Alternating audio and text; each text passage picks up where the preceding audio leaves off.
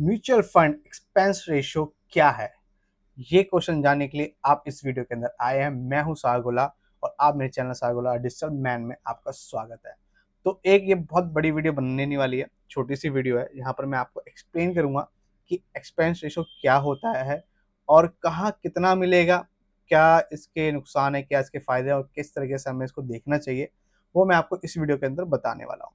तो सबसे पहले मैंने एक म्यूचुअल फंड यहाँ पर ओपन कर लिया, ठीक है, मोतीलाल ओसवाल का। और इसके जब आप मोबाइल में खोलोगे या फिर लैपटॉप में खोलोगे, उसके जस्ट नीचे यहाँ पर एक आपको ऑप्शन दिखाई देगा,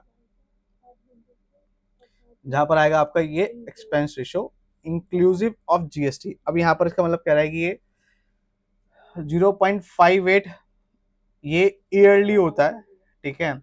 अब जो भी आपका अमाउंट हो रखा है तो उसमें से 0.58 उसमें डिटेक्ट हो जाएगा। अब बेसिकली होता क्या है कि म्यूचुअल फंड कौन लोग संभालते हैं? हर कंपनी के मैनेजर्स होते हैं, जैसे यहाँ पर देखो नाम भी लिखा होगा, मैं आपको दिखाता हूँ। देखिए फंड मैनेजर, ये क्या है? ये मैनेजमेंट है।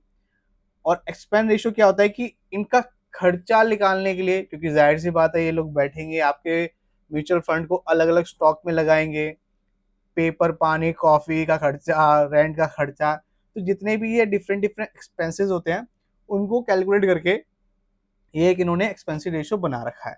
तो सिंपल सा फंडा है, जो भी आपकी अमाउंट होगा, जो आपका साल का होगा, उसमें से आपको 0.58 कट के मिलेगा। अब इसको अगर मैं कैलकुलेट में करूं तो कैसे होगा? कैलकुलेटर में खोल लेता हूं, आपको एग्जांपल भी दिखाता हूं। फॉर एग्जांपल आपकी 1 लाख की वैल्यू बनी है, जो कि अब आपको इस साल निकालना है। एक साल का इधर मोटा मोटा इसकी बात करेंगे तो माइनस 0.5 कितना था, 58%, ठीक है। तो 580 रुपए कट के आपको मिल जाएगा। बट ये तो आपको भी जैसे बहुत कम ही लग रहा है, जाहिर सी बात है बहुत कम ही है। बट जैसे साल दो साल ये आपका बढ़ता रहेगा तो उसके हिसाब से इसकी कैलकुलेशन, जैसे कहते हैं ना कंपाउंडिंग, जैसे हमारा पैसा भी 1 करोड़ बन जाता है, तो ऐसे ये 580 का 50,000 भी बन जाता है अगर आप सालों साल बढ़ता रहेगा तो, ठीक है। तो कहीं ना कहीं इस चीज को हमें नोटिस करना है कि किसका एक्सपेंस रेशियो कम है।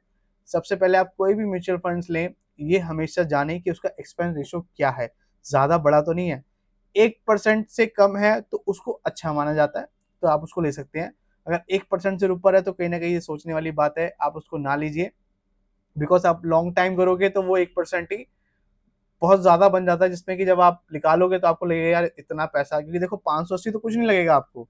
पर ये अगर आप 5,000 होगा या 50,000 होगा तो कहीं ना कहीं वो आपको चुभेगा, चाहे वो आप 1 करोड़ कमाने के बाद भी आप दे रहे हो तो, ठीक है।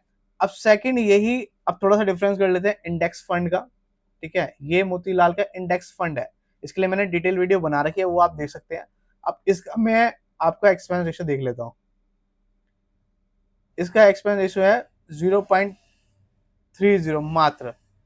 तो हमेशा इंडेक्स फंड जो होते हैं ना, उनका एक्सपेंस रेशियो कम होता है। तो आप म्यूचुअल फंड्स भी बाय करें, आप इंडेक्स फंड भी बाय करें, मल्टीपल वैरायटी बाय करें, जिससे कि आपको एक जैसा पैसा ना मिले, ज्यादा आपकी कमाई हो, ज्यादा आपको प्रॉफिट हो।